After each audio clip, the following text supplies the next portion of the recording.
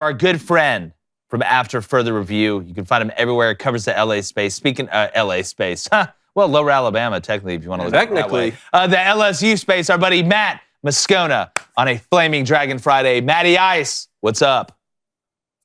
Gentlemen, what's good? Feeling good on a Friday. Ready to watch LSU beat Ole Miss and make amends for the Saints' loss last night. Well, what's funny, I go on your show last night and you asked me about Polian and the special teams, and now we got a question here from one of our Booster Club members about the special teams. Do you think, outside of Jaden Daniels being like the goalie from Big Green when it comes to pushing the ball down the field outside of the Florida game, has that been the biggest problem and hurdle for LSU to get over?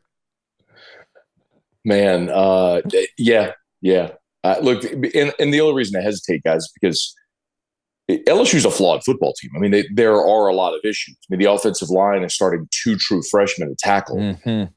You lost your best interior defensive player in Mason Smith on the first defensive series of the game.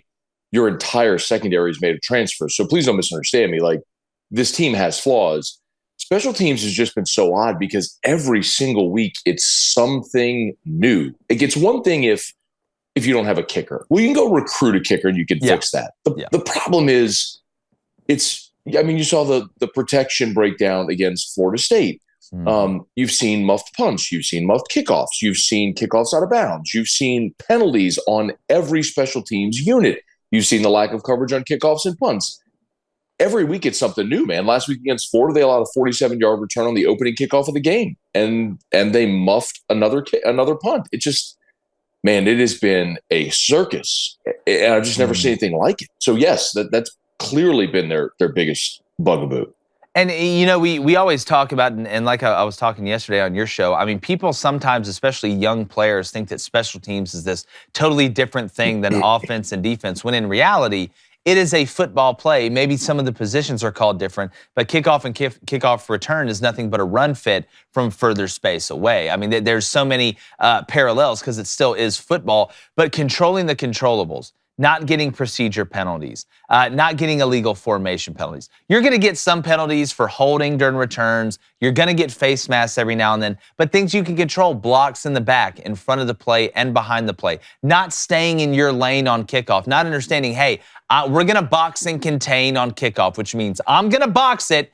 You're going to fill in over the top once it comes inside. Just like you do when you're spilling things or you're wanting to box things up front. It's the fundamentals, and it seems like I'm with you that if it was one phase, if, punt return just wasn't very good, if you had a guy that was muffin punch, you put another guy in there, or hell, you let the ball bounce. But when you're doing things like lining up wrong and you're getting beat in kickoff return one game, then kickoff the next, then you can't protect on field goal, which is the easiest thing there possibly is to do when it comes from an installation standpoint, that is a problem. And like I told you, Polian grew up in a football family. I mean, Bill Polian's one of the most famous guys that it comes to when you look at the NFL and that network. It's like, do I trust him? Well, like I said yesterday, if Guy Fieri's son to open up a taco truck, I'm gonna trust him for a while until you give me reason not to. So I hope they can turn it around because I know they're working hard on it. And I'm used to seeing LSU having good special teams, man. That's the thing. I'm used to watching LSU kick people's ass on special teams. They have the athletes to do it. Different world, man. It's a different world. Of 800 yards. Yeah. It's a different world, but I want to get to this LSU Ole Miss game because it's massive. The implications of this game is absolutely massive when you have Ole Miss and LSU that both host Alabama coming up. And when you look at the West after Alabama lost, as we know, to Tennessee. What is the key? If you had to pick one key, Matt, for LSU to win this game, I know there's multiples that you have to have. It's not just one thing. But what is the overriding factor for LSU to win against top 10 ranked Ole Miss this weekend? It's got to be run defense, right? Ole Miss is third in the country in rushing offense. It's what they're going to try to do. When you got Judkins and Evans and Jackson Dart even showed he can run a little bit. That's got to be the key. And I don't think LSU is going out there to hold Ole Miss to 72 yards rushing. Like, I don't think that's going to happen. Yeah. Ole Miss is going to get there. Your lane's too creative and those guys are too good. You just can't let them run for 300. I guess I look at the Kentucky game as sort of the blueprint. And Ole Miss won that one 22-19. And they popped early, guys. But they scored 5 points in the second quarter and only kicked one field goal in the second half. So after the first 15 minutes, they scored 8 points. And the key was Kentucky getting stops and holding Ole Miss to field goal attempts and maybe forcing a turnover. I think I think that's the key for this LSU defense is to realize you're going to give up yards between the 20s and probably a lot of them. There's going to be chunk plays.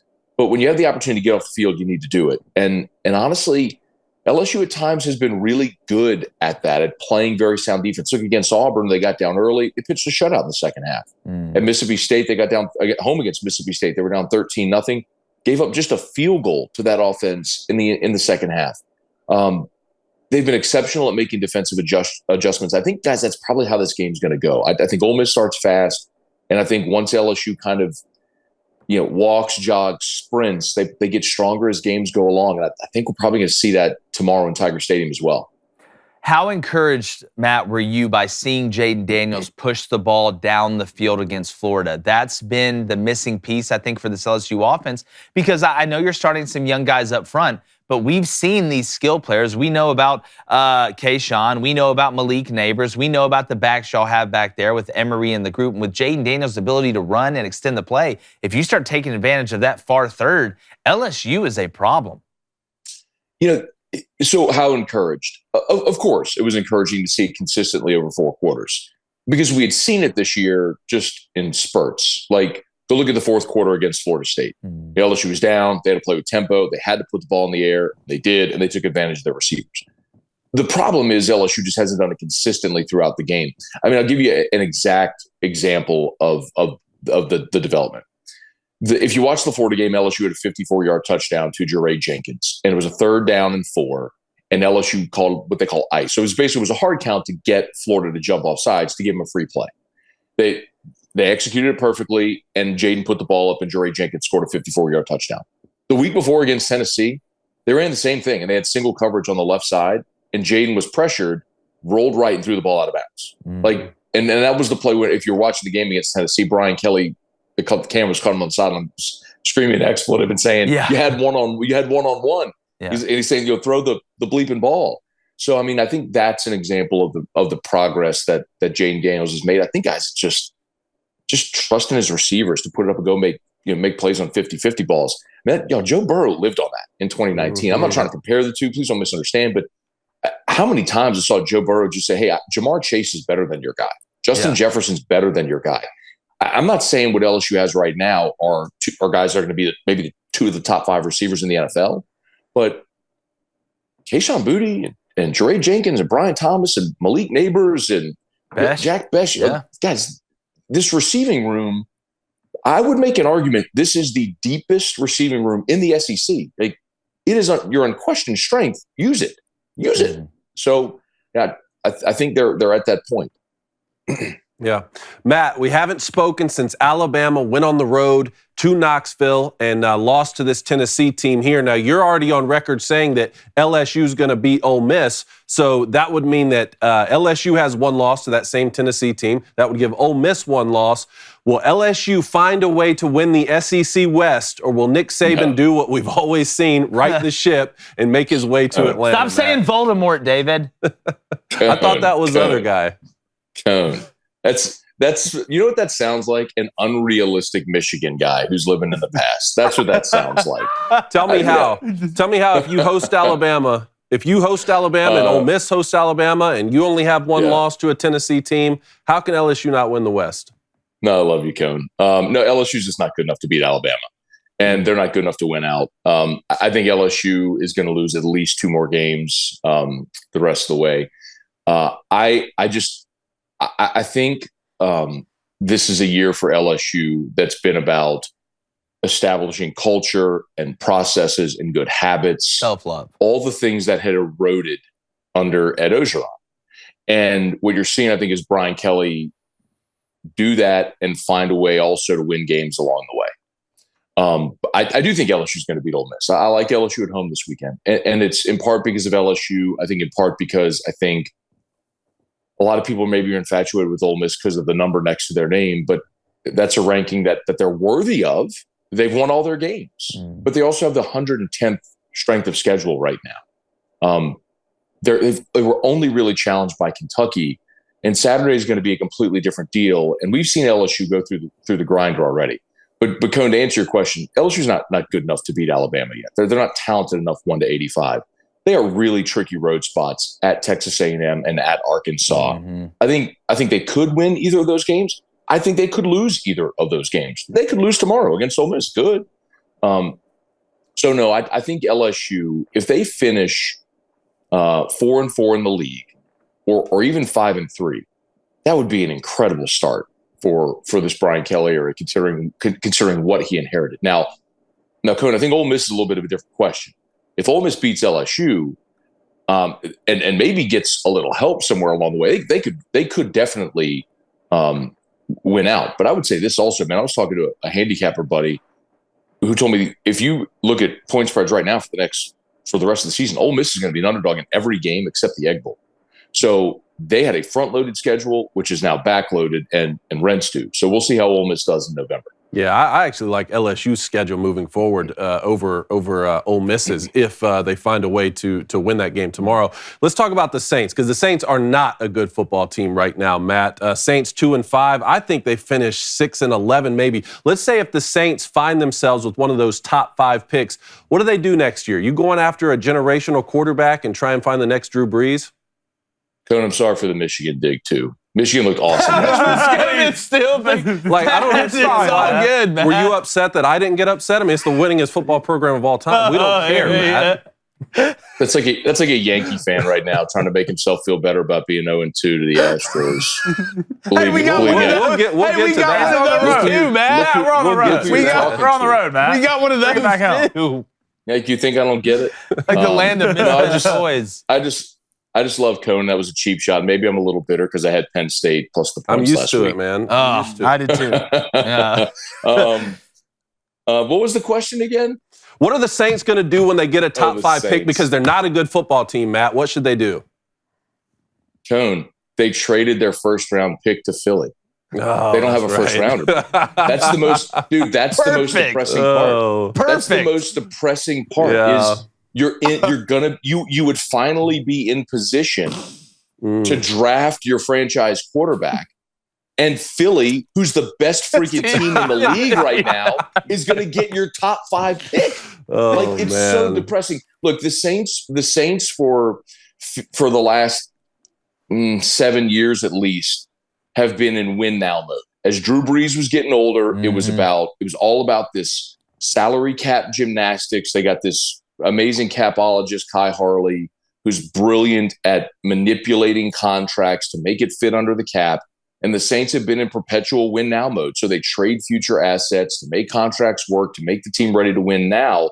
And the problem is, guys, they have right now, you look at this team, which isn't very good, and they're not going to the playoffs, and they've traded future assets, and they have contracts that are not tradable.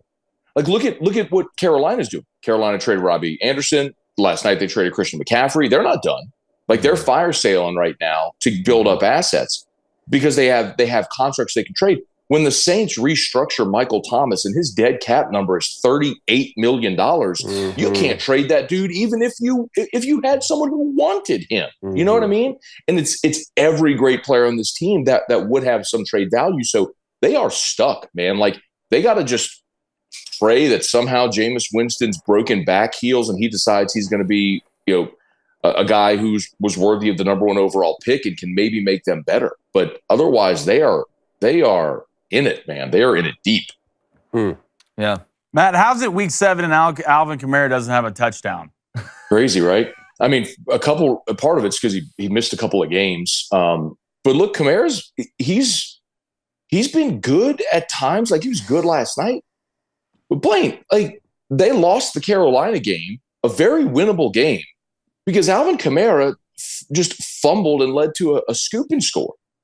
Like, he's had his issues this year as well, man. They're just not good. Like, I missed the mark. I didn't think they were going to win the division, but I picked them 10-7 and a wild card team this year. Like, they ain't getting a 10. Y'all secondary is beat up for sure. And then Bradley Roby goes down too. That was tough yesterday. But look, man, guys, this is the NFL, all right? And so Bradley Roby goes out and Chris Harris is in. And Chris Harris is 32, but he's played a ton of football in his Packers career. for 20 years. Yeah, man, and he's competent. And here's the thing, man. Dennis Allen, after the loss in Thursday Night Football, I'm a little steamed right now. Dennis Allen on Thursday Night Football kind of blamed the injury. So, what's your biggest concern? He's like, well, it's the health of our players. Basically blaming the injuries. Brother, Arizona was missing 6 starters in that game yesterday. Yeah. Like, your injuries haven't contributed to your inability to tackle or protect the football with any of your skill players. Like, hold on. If Mark Ingram doesn't fumble against Tampa while you're going in for a score, maybe you win that game. If Alvin Kamara doesn't fumble against Carolina, you should win that game. Like, if Andy Dalton doesn't throw 3 picks, including 1 in the end zone last night when you're about to put up points and go up 2 scores, like, maybe you win that game. That's got nothing to do with injuries. Like, protect the football and tackle. That's fundamental stuff. And they're not doing it. They stink. Control the controllables. Oh, Matt. All right, 0-2 versus the Astros. Right. Coming back home, though, how we feeling? I need the pulse. I need the pulse of the fans. It's over, bro. It's over. No, don't say that. You're just on a cliff this morning. What's going on? Golly, let's get you some help, Matt. We lost 2 on the road.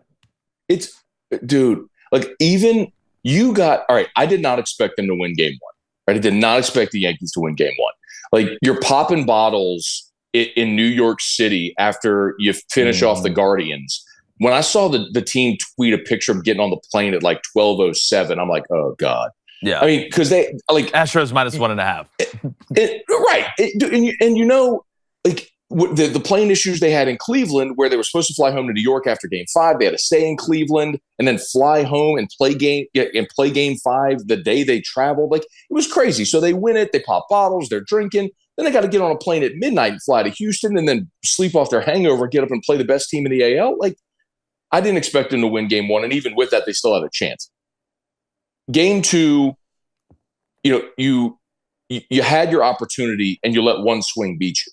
Yep. And that's a bummer. Like, your bullpen is atrocious, and even in spite of that, like, they weren't terrible the last 2 days, and you still lost both games. And you're going to see Verlander maybe twice more if they need him in a Game 7. It's not a good matchup. There's way too much swing and miss with this Yankees lineup right now. Like, I wish DJ LeMahieu was healthy, because I know that guy's going to put the ball in play.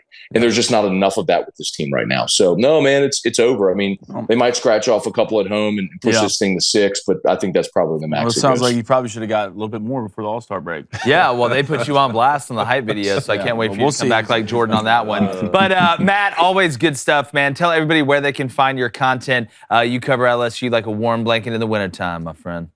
All right, guys. If you can spell my name, you can find me on the internet. MOS. No one can. That's the problem. We can't spell it. You're right. Code, you misspelled my name. Code. Well, he's definitely not spelling it right after that Michigan comment. I'll never spell it right again. Yeah, you're more of a Monday guest. Okay? Because Friday, you're really putting a damper on my Friday. I was going to go drink some bourbon tonight and have a good Friday.